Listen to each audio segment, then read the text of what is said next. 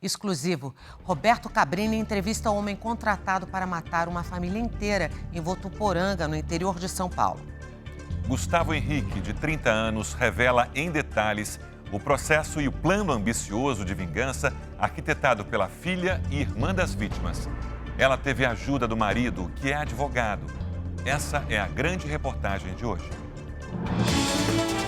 Diário de um assassinato em família.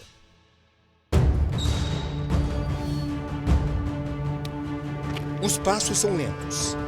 Mesmo assim, o som produzido por eles ecoa no ambiente. No presídio do interior de São Paulo, um homem é escoltado.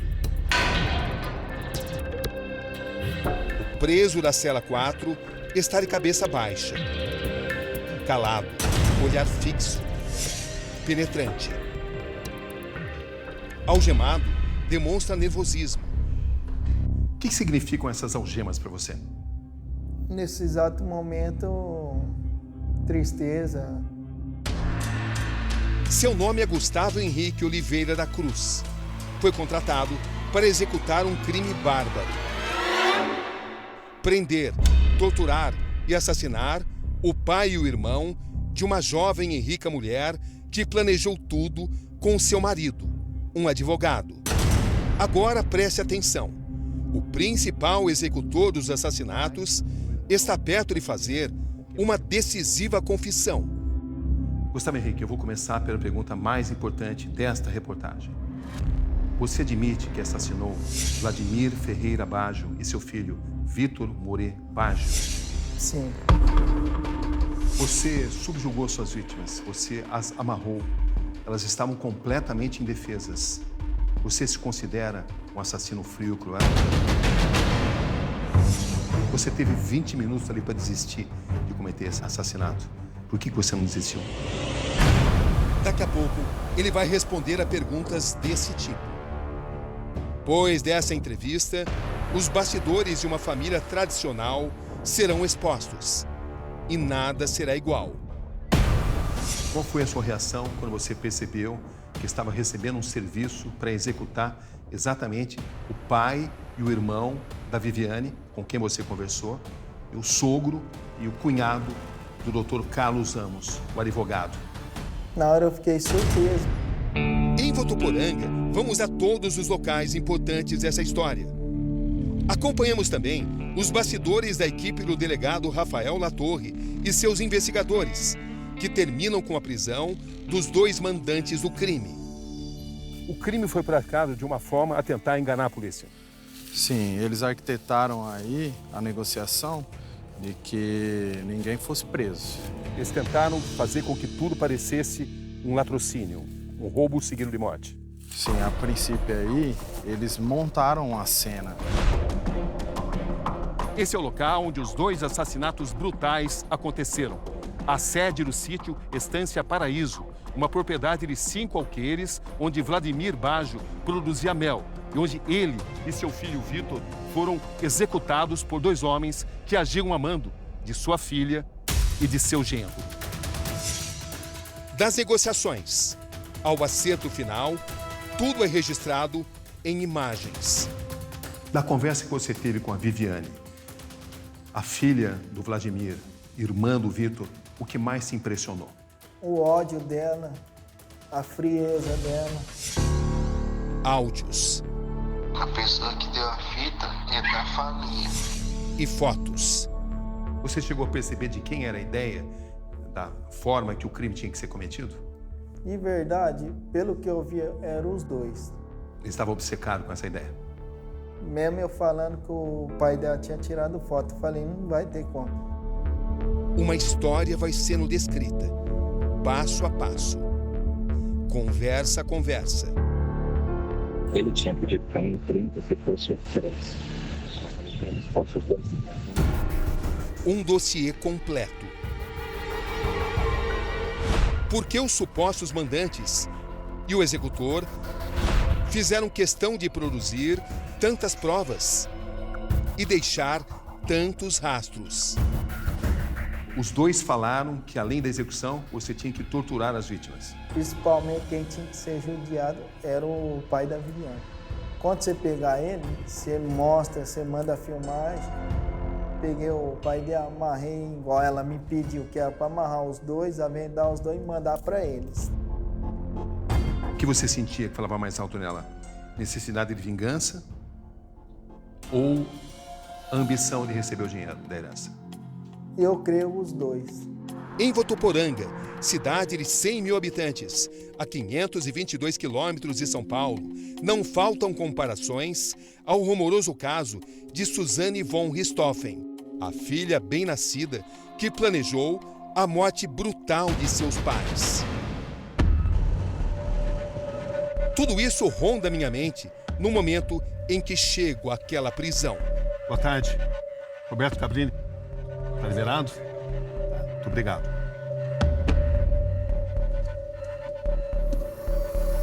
Tarde de sexta-feira.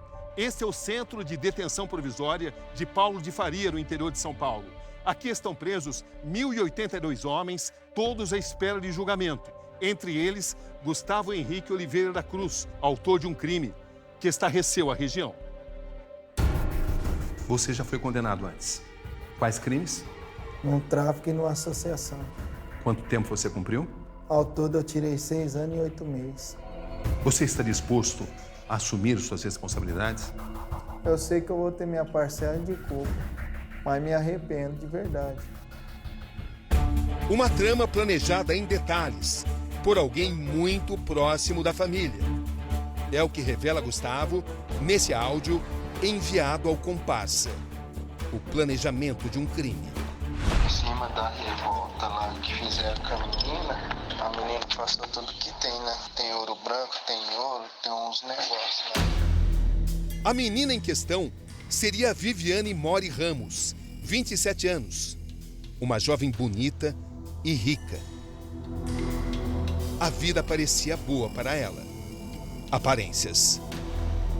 Como é que você foi contratado para cometer esses assassinatos? Através de um amigo meu que estava precisando de um advogado, devido a minha esposa queria a guarda do filho dela. Você está querendo dizer que você procurou o advogado Carlos Ramos porque você precisava dos serviços dele enquanto advogado? Como advogado. Você lembra exatamente como o advogado Carlos Ramos entrou nesse assunto de você executar crimes a mando dele? Ele me procurou umas 3 vezes. Antes que ele foi até mesmo me arrumou um dinheiro, me propôs um dinheiro. Me deu R$1.500. Falou, não, me ajuda, que eu vou te ajudar também com a guarda, vou fazer o que for preciso. Você se lembra muito bem nesse momento? É. Que ele entra na sua casa, ele vai até a sua casa. Isso. Aí foi antes que ele falou a situação que a esposa dele tinha passado. Quantas vezes você se encontrou com o advogado Carlos Ramos e com a mulher dele? Com a esposa dele foi no dia do posto. Segunda-feira, 8 de maio, 13h. 3 dias antes do crime acontecer, aqui nesta mesa de uma loja de conveniência de um posto de gasolina, os mandantes, o advogado Carlos Ramos e sua mulher, Viviane Mori, fazem a última reunião com o homem contratado para executar os assassinatos. Nenhum detalhe pode ser esquecido. Tudo é planejado. Tivemos acesso à sequência completa das imagens, gravadas pelas câmeras de segurança. Gustavo, posso te mostrar uma sequência de imagens? Você aceita ver essas imagens? Aceito. Então vai. O que está acontecendo aqui? Isso daí foi um ponto de encontro. O advogado Carlos Ramos é o primeiro a chegar. Em uma mesa, ele aguarda Gustavo. O executor chega acompanhado de uma mulher. Sua identidade será preservada. Você sabia o que seria tratado nesse encontro? Nesse dia foi o que ele tinha me propunhado, o dinheiro, o valor e o que era realmente para mim fazer. Viviane Mori chega à loja de conveniência minutos depois. Ela carrega nas mãos um capacete. Assim que entra, é recebida com um beijo pelo marido. Carlos se levanta da mesa. O casal sai de cena. Aqui o advogado Carlos Ramos e o executor Gustavo conversam sozinhos. Viviane retorna e se junta ao grupo. É nesse momento que ela dá detalhes e como o executor deve agir. Ela usava a expressão: você tem que assassinar o meu pai e o meu irmão? Sim. Você lembra das palavras que ela usava? Ela falou, quem estiver na casa, você tem que dar um jeito. Quem chegar também, dependente de quem passar na frente, você vai ter que fazer isso. Mas ela falava, você tem que matar o meu pai, o meu irmão e a minha mãe? Sim. Você lembra dela ter falado isso? Ela falava, Gustavo, principalmente meu pai, na hora que você amarrar ele, se você puder, você bate, judia dele. Antes dele morrer, merece sofrer. Em algum momento você a questionou, mas como você vai dar ordem para alguém assassinar o seu próprio pai, o seu irmão e a sua própria mãe? Conversei, ela falou que não tinha outra solução, que não tinha outro meio de fazer isso, que a única solução era essa. Você perguntou por quê?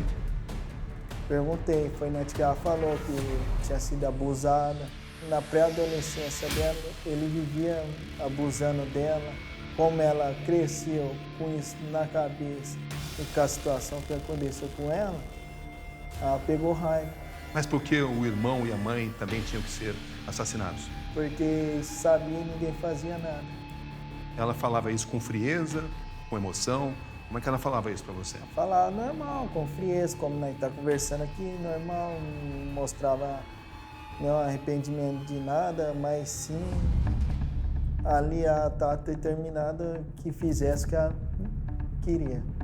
Falou-se muito que o interesse dela seria a herança de 2 milhões da família, que ela teria direito, no caso da morte deles. No caso, como se fizesse só com o pai dela, ia ter a mãe dela e o irmão dela. Então, como eles tinham um terreno bom, um sítio bom, ela falou, você fazendo o que nós estamos pedindo, vai me ajudar também, que eu vou poder ficar com a herança, vou poder te ajudar um pouco a mais.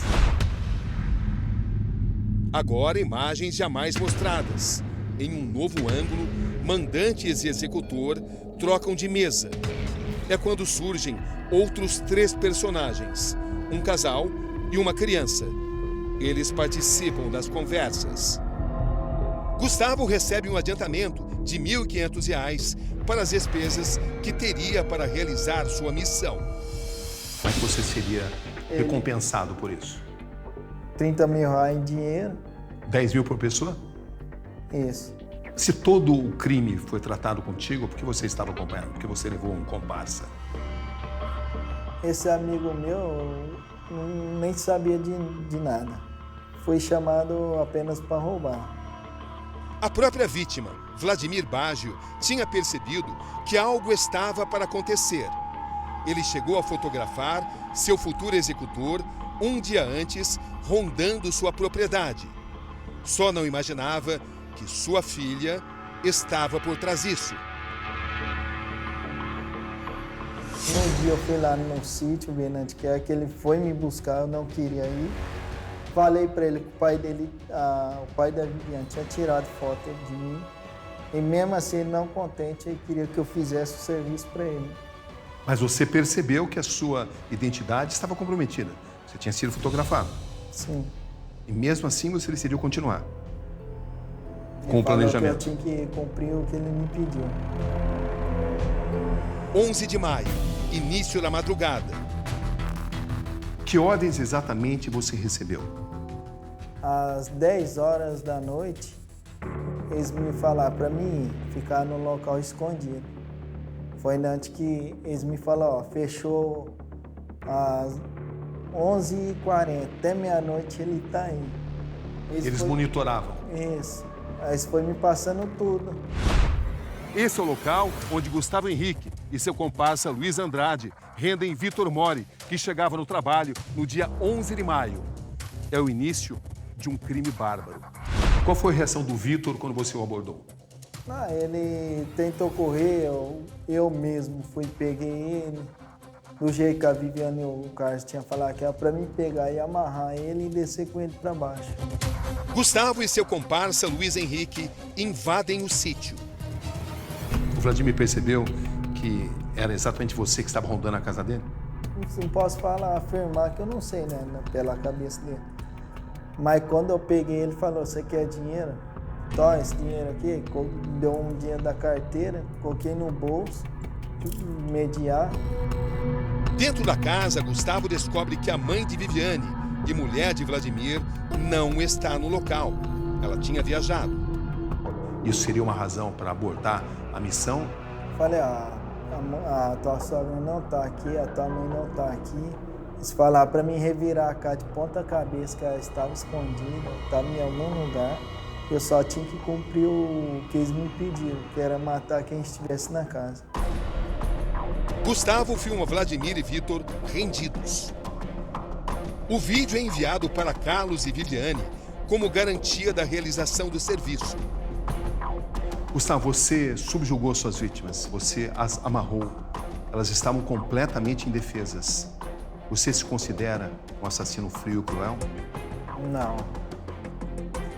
Não sou esse tipo de pessoa que na mente, na imagem que deixa pela população que eu sou uma pessoa mal. Você matou 2 pessoas que estavam indefesas, amarradas e subjugadas. Sei que eu fiz, tem consequência. Vou carregar isso pro resto da minha vida. Você teve 20 minutos ali para desistir de cometer esse assassinato. Por que você não desistiu? Em cima do meu medo, o desespero que eu tava, o risco que eu poderia correr de vida, minha família. Veio tudo isso na minha memória na hora. A rústica estrada de terra nos leva a uma pequena propriedade rural. O mesmo trajeto feito pelos policiais no dia 11 de maio, horas depois do crime ter acontecido.